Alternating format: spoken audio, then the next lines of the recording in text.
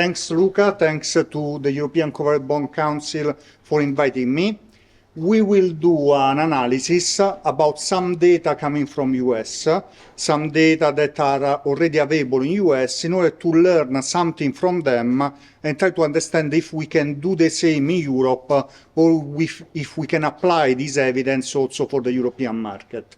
The focus will be climate risk. We will talk about physical risk, and we will try to understand what are the impacts of climate risk, extreme events and moderate ones on the expected loss for a portfolio of loans. Essentially, here you have a plot taken from one article published some years ago that is explaining what is happening when there is a climate event, especially the big climate event or the climate disasters. You have the climate disaster that will have an impact on the investors. This will have an impact on the value of the asset, so there is an issue of valuation that will matter immediately after this type of event. There will be an impact on the lenders, because the lenders may have a problem in maintaining the same quantity and quality of loans over time. And if the assets are subject to insurance, there is also a problem for the insurance company for paying and refunding all the people that are suffering of losses. So every time you have a climate event, that's the chain that you will have, and that's the effect that you will have on the financial system. What we have in the literature about credit risk and climate risk, so what is already available, and what we can provide as new now on the basis of the new data that are provided, especially for the US market. Let's start from what is available. Essentially, there are a lot of studies pointing out that after a climate shock, so let's say an hurricane, let's say a flood, let's say a change significant in the temperature or in the frequency of rains and so on, you will have an impact on some corporations. Think about those that are working in the agricultural sector, and this will have an effect on the pricing of the loan, the term of the loan, and will have also an impact on the amount of the loan given. So the banks may react to the climate shock by changing the pricing condition, by changing the term, by changing the amount given as loan to their customers. This for the corporate level. There is also something else showing that areas that are more exposed to climate risk may be affected by a lower supply of credit offered by banks, by lenders. Why it happens so? Because lenders may be worried about the effect of this climate shock, and they don't want to have an excessive exposure on that market. There is also something that is running now, a lot of, let's say, stress testing, climate stress testing on the bank portfolio. And there are some evidence about the role of the climate risk, especially focusing on the transition risk, so the risk of adapting the portfolio to the new standards that are requested. There is something in the literature about how to map the risk and try to identify the areas that are more exposed to climate risk. And finally, there is also someone that is starting to study what could be the impact of climate risk on a bank resolution, if it's needed or if something that may happen in the future. This is what we have nowadays as main references in the literature about climate risk and physical risk more in detail. What is missed is what is the impact on households. So what is the impact on the traditional mortgage that we may have? And it's relevant to try to understand what could be the channels that will affect the households when there is a climate risk, when there is an event that matters for them. That's our idea. We want to study this topic. We want to construct a database for studying this topic, and we want to provide some preliminary evidence about what can happen in this scenario. What we have done, we started from a database on climate risk. We don't have a unique database that we can use. We select one of them, and we try to adjust this database for the needs of our research, so for the target of our research. The database that we are using is this database that is called International Disaster Database. Is not only on climate, is on every type of disaster, COVID is listed over there. When you have the terrorist attack, they are over there, and so on. But we focus only on what is related to climate, what is related to the environment, and we try to understand how it works. We focus on US only because the database on loans that we have is coming from US, and so we need to match this database on climate risk with the database of the loans. No? No, it's okay. This is the database that we have. Here you have the database with all the disasters classified as climate-related ones in the database. We have data from 2000 to 2022, and we have different types of disasters that may happen. Some of them are extreme events, earthquakes.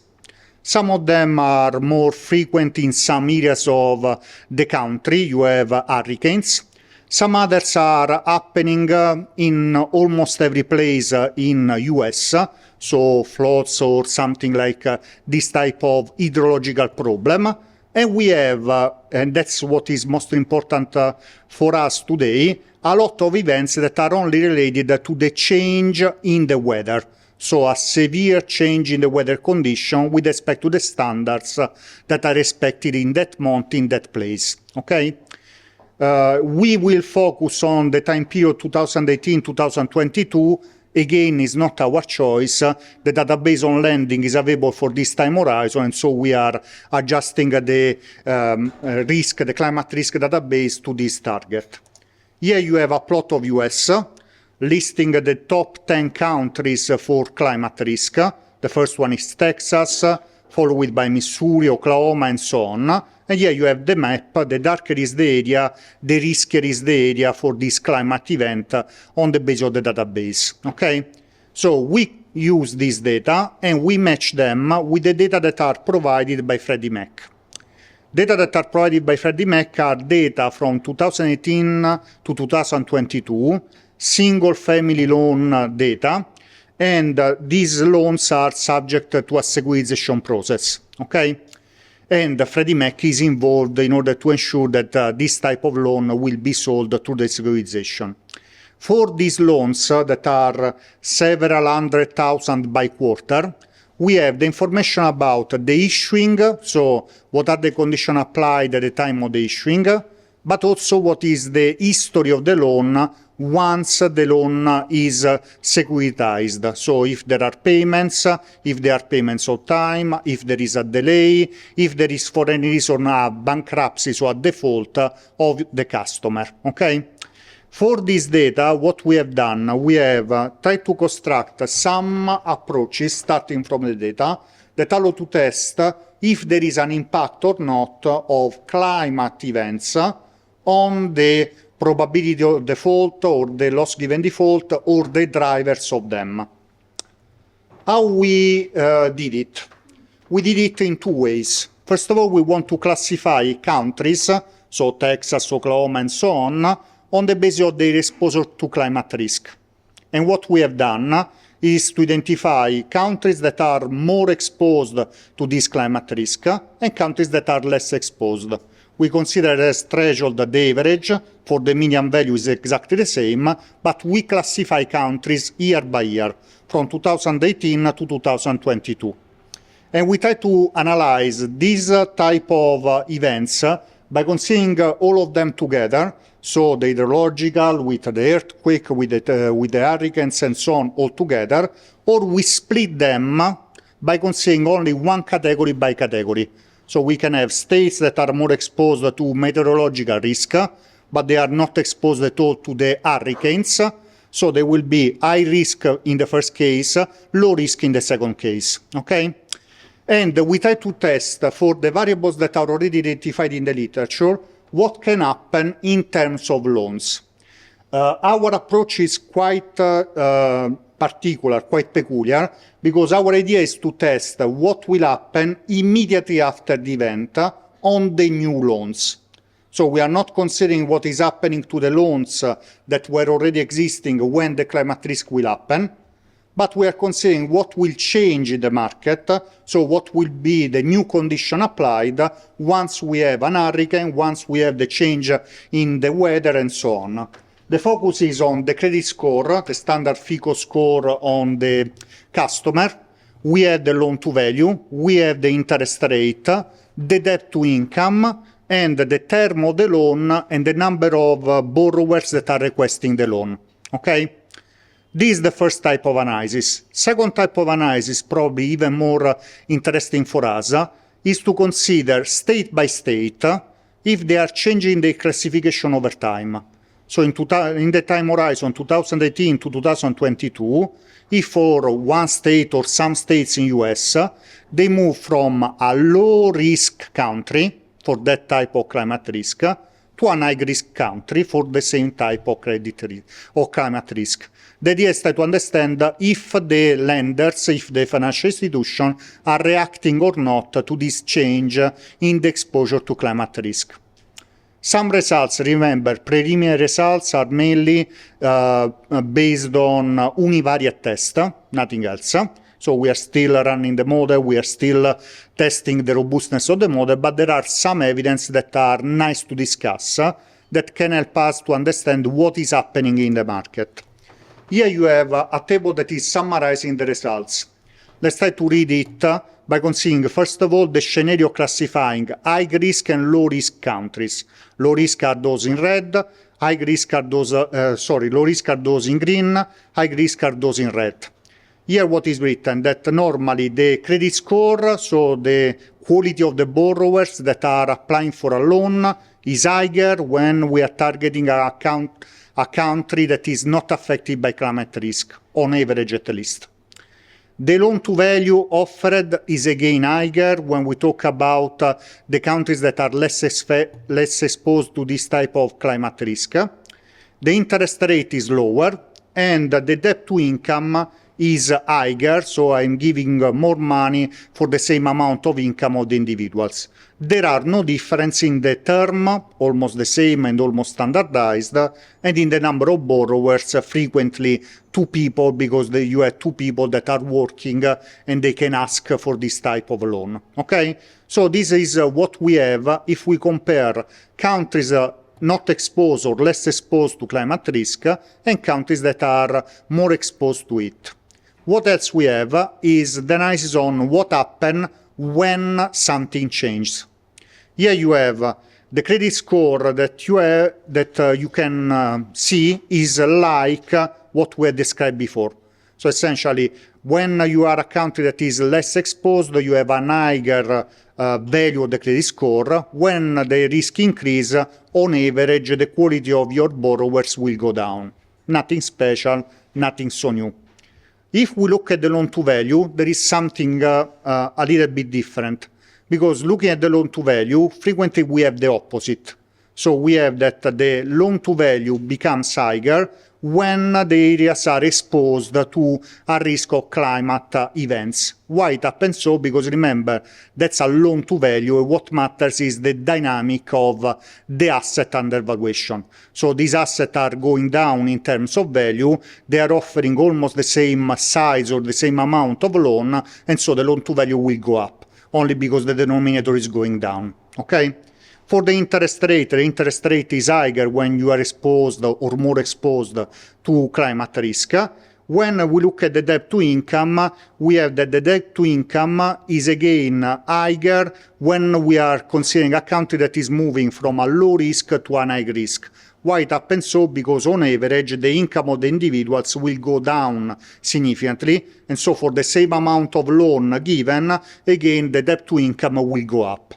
For the term, there is a small difference, a very small one, between the term applied in countries that were not exposed to climate risk and become exposed to climate risk, but is only few months or few years. So essentially the contracts are still standardized, and for the number of borrowers, there is no change.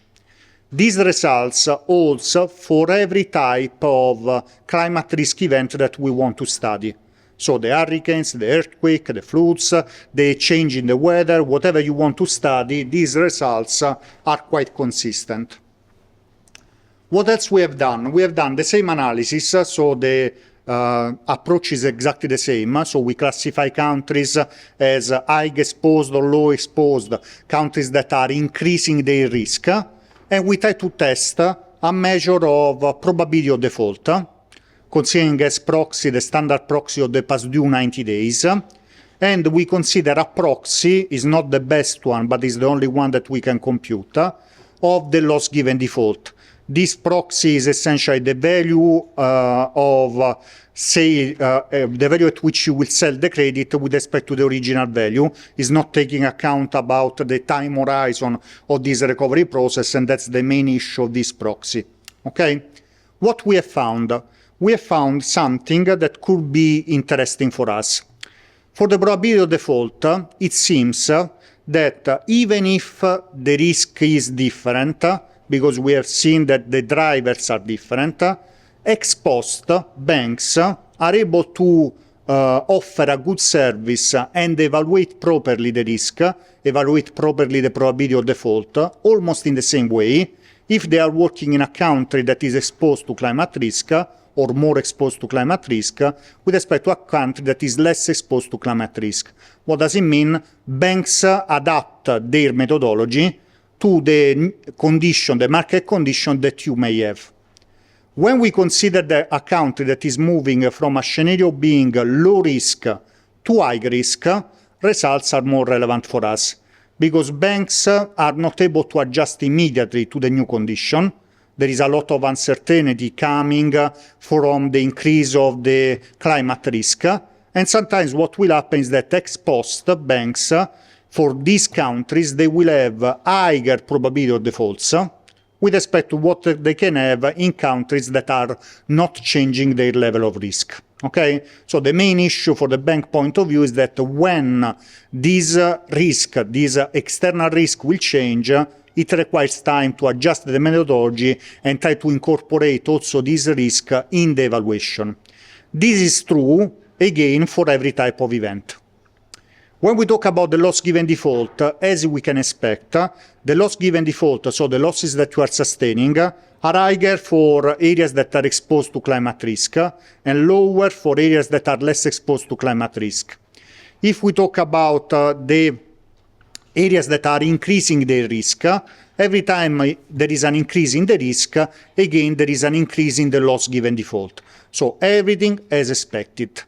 What is important is that this issue is nowadays, on the basis of the data that are available for US, mainly respected, mainly satisfied when we talk about big climate disasters.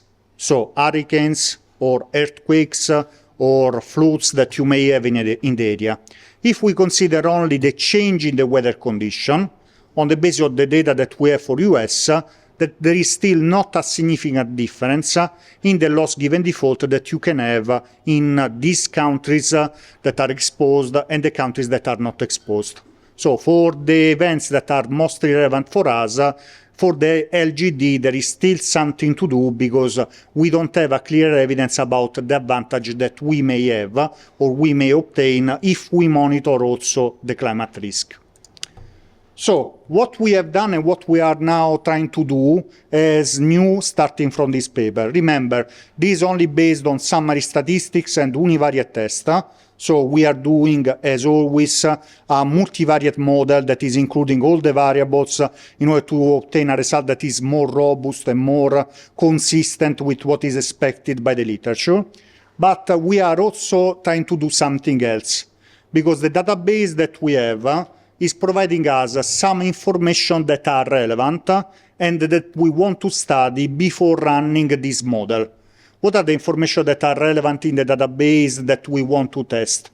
The database that I show you do not only provide a list of events, climate risk events, but provide you also an amount of losses, or better, an estimate of losses related to the event, and provides you information about how much of this loss was covered by an insurance.